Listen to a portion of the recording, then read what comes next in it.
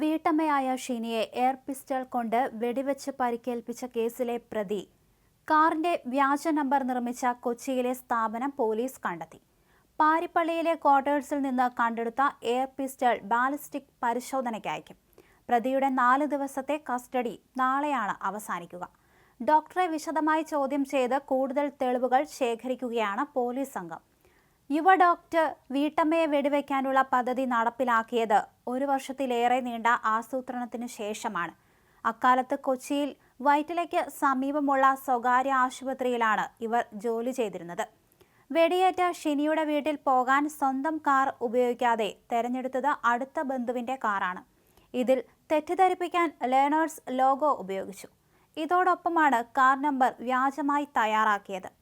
വെബ്സൈറ്റിൽ നിന്ന് ലേലം പോയ ഒരു കാറിന്റെ നമ്പറെടുത്ത് വൈറ്റിലയിലെ ഒരു കടയിൽ വെച്ച് നമ്പർ പ്ലേറ്റ് തയ്യാറാക്കി.